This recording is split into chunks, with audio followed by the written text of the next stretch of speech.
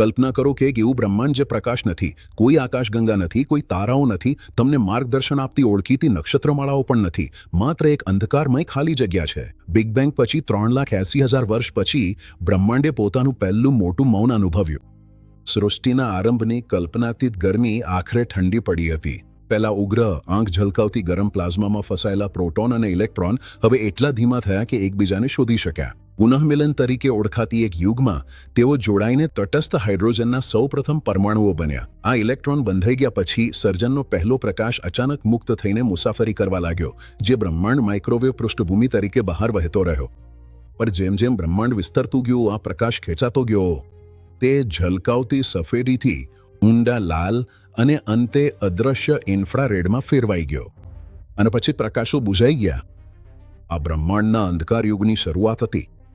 લાખો વર્ષો સુધી બ્રહ્માંડ ઠંડા, તટસ્થ હાઇડ્રોજન વાયુનું એક મહાસાગર હતું. તે એક પ્રાચીન ધુમ્મસ હતો જે ટૂંકી તરંગલંબાઈના પ્રકાશ માટે સંપૂર્ણપણે અસ્પષ્ટ હતો. જો તમે ત્યાં હોત, ખાલી જગતમાં લટકતા, તો તમને કંઈ જ દેખાત ન હોત. બ્રહ્માંડ વાયુની એક કબર હતી જે એક ચિંગારીની રાહ જોઈ રહી હતી, પણ આ અંધકારમાં ગુરુત્વાકર્ષણ શાંતિથી કામ કરી રહ્યું હતું. તે બ્રહ્માંડનો મહાન ધીરજવાળો શિલ્પકાર છે. અદૃશ્ય વિશાળ ડાર્ક મેટરના ઢાંચાઓ અવકાશના તાણામાં વણાઈ ગયા હતા. આ ડાર્ક મેટર હેલો ગુરુત્વાકર્ષણના એન્કર તરીકે કાર્ય કરતા હતા. ધીરે ધીરે, શરૂઆતમાં તો અદૃશ્ય રીતે, તેમણે આસપાસના તટસ્થ હાઇડ્રોજન અને હિલિયમ વાયુને વિશાળ ઘૂમરતા વાવાઝોડામાં ખેંચવાનું શરૂ કર્યું. આ ડાર્ક મેટર હેલોની અંદર લાખો વર્ષોમાં વાયુ વધુ ઘન બનતો ગયો, દબાણ વધતું ગયું. આ પડતી વાદળોના ગર્ભમાં ઊંડે તાપમાન ઊંચે ચડવા લાગ્યું.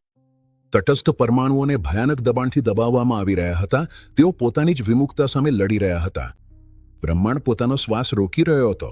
એક મહાન જાગૃતિ અને પછી પ્રજ્વલન માટે મંચ તૈયાર હતો. વાયુના સૌથી ઘન ખિસ્સાઓની અંદર ન્યુક્લિયર ફ્યુઝન પ્રજ્વલિત થયું. આ હતા પોપ્યુલેશન 3 તારાઓ, એટલે કે બ્રહ્માંડમાં ક્યારેય જન્મેલા પ્રથમ તારાઓ.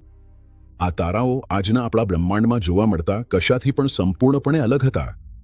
શુદ્ધ હાઇડ્રોજન અને હિલિયમથી બનેલા એ તારાઓ ખરેખર રાક્ષસ જેવા હતા. આપણા સૂર્ય કરતાં સેંકડો ગણા વધારે ભારે. તેમના અતિપ્રમાણભૂત વજનને કારણે આ તારાઓ ઝડપથી જીવ્યા અને ટૂંકા સમયમાં મરી ગયા. તેમના ગર્ભમાં ભયાનક અને ઉગ્ર તીવ્રતાથી આગ બળતી હતી અને તેઓ અલ્ટ્રાવાયોલેટ પ્રકાશના પ્રવાહમાં ખાલીપામાં ચીસો પાડતા હતા. આ હતો બ્રહ્માંડનો ઉષા, લાખો વર્ષ પછીનું પ્રથમ પ્રકાશ. પણ આ પ્રકાશે અંધકાર સામે યુદ્ધ લડવું પડ્યું. બ્રહ્માંડ હજુ પણ મૂળભૂત ન્યુટ્રલ હાઇડ્રોજનના ધુમ્મસથી ઘેરાયેલો હતો. જ્યારે આ નવા તારાઓમાંથી તીવ્ર અલ્ટ્રાવાયોલેટ ફોટોન બહાર પડતા, ત્યારે તેઓ આસપાસના હાઇડ્રોજનના પરમાણુઓ સાથે અથડાતા. આ અથડામણ પરમાણુઓ માટે વિનાશક સાબિત થઈ. યુવી પ્રકાશમાં એટલી ઉર્જા હતી કે એ ઇલેક્ટ્રોનને સીધા પ્રોટોનથી અલગ કરી નાખ્યા. ફોટોન સ્કેટરિંગની આ પ્રક્રિયાએ ન્યુટ્રલ વાયુને તોડી નાખ્યો અને તેને ફરીથી આયનાઇઝ્ડ પ્લાઝમામાં ફેરવી દીધો. આ અંતરગેલેક્ટિક માધ્યમની એક મૂળભૂત તબક્કાની પરિવર્તન પ્રક્રિયા હતી. દરેક નવા તારા અને ટૂંક સમયમાં પ્રથમ મૂળભૂત ગેલેક્સીઓની આસપાસ આયોનાઇઝ્ડ અવકાશના વિશાળ બબલ્સ ફૂલવા લાગ્યા અને તારાઓ એકલા નહોતા. આ પ્રાચીન ગેલેક્સીઓના કેન્દ્રમાં સક્રિય રીતે ખોરાક લેતા ભયાનક સુપરમેસિવ બ્લેક હોલ્સ તેજસ્વી ક્વેસાર્સમાં પ્રગટ્યા. આ ક્વેસાર્સે બ્રહ્માંડમાં રેડિયેશનના કિરણો છોડ્યા, જે ધુમ્મસના વિનાશને ઝડપી બનાવતા. બબલ્સ વિસ્તરતા ગયા.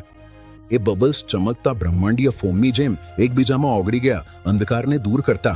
બિગ બેંગ પછી લગભગ 1 અબજ વર્ષમાં મહાન આયોનાઇઝેશન પૂર્ણ થયું. ધુમ્મસ સંપૂર્ણપણે સળગી ગયો હતો. અંતે બ્રહ્માંડ પારદર્શક બન્યું. આ વિશાળ યુગ આવ્યો તો કે નહીં, એ માટે આપણે અંદાજ લગાવવાની જરૂર નથી. અમે તેની છાપ આખા બ્રહ્માંડમાં જોઈ શકીએ છીએ. જ્યારે ખગોળ વિજ્ઞાની સૌથી દૂરના ક્વેસાર્સનું પ્રકાશ નિરીક્ષણ કરે છે, ત્યારે તેઓ તેના સ્પેક્ટ્રમનું વિશ્લેષણ કરે છે. પૃથ્વી સુધીની તેની મુસાફરી દરમિયાન આ પ્રાચીન પ્રકાશ તટસ્થ હાઇડ્રોજનના ફીકા બચેલા અવશેષોમાંથી પસાર થાય છે. દરેક વાયુના વાદળો પ્રકાશના ચોક્કસ ભાગને શોષી લે છે, જે લાયમન આલ્ફા ફોરેસ્ટ તરીકે ઓળખાતા છાયાઓના બારકોડ બનાવે છે. આ છાયાઓને વાંચીને આપણે ધુમ્મસ કેવી રીતે દૂર થયું તેની ચોક્કસ સમયરેખા શોધી શકીએ છીએ. આજે આપણે ફક્ત છાયાઓ જોતા નથી, આપણે સીધા જ પ્રભાતને જોઈ રહ્યા છીએ. કારણ કે બ્રહ્માંડ વિસ્તરી રહ્યું છે. તે પ્રથમ તારાઓમાંથી આવતું અલ્ટ્રાવાયોલેટ પ્રકાશ અબજો વર્ષોમાં ખેંચાઈ ગયું છે અને હવે તે લાલ શિફ્ટ ઝેડ લગભગ 6 થી 20 સુધીના ઇન્ફ્રારેડ સ્પેક્ટ્રમમાં ખસેડાઈ ગયું છે. તે જોવા માટે આપણને ગરમી જોઈ શકે એવું ટેલિસ્કોપ જોઈએ હતું, જેમ્સ વેબ સ્પેસ ટેલિસ્કોપ. તેના સુવર્ણ દર્પણો સાથે તે ધૂળ અને સમયમાંથી પાર જોઈ શકે છે અને પ્રકાશ ચાલુ કરતી પહેલી ગેલેક્સીઓના દ્રશ્યો કેદ કરે છે. રિઆયોનાઇઝેશનનો યુગ એ એક એવો ભઠ્ઠી હતો જેમાં આધુનિક બ્રહ્માંડ ઘડાયો હતો. આ પ્રકાશ અને અંધકાર વચ્ચે કિરણોત્સર્ગ અને પ્રાચીન વાયુ વચ્ચેનું એક અદ્ભુત યુદ્ધ હતું. આ મહાન સફાઈ વિના બ્રહ્માંડ હંમેશા પડદામાં છુપાયેલું રહી જાય. દૂરની ગેલેક્સીઓમાંથી આવતું પ્રકાશ, રાત્રિના આકાશની ઝગમતી ચાદર ક્યારેય આપણા આંખ સુધી પહોંચી શકત નહીં.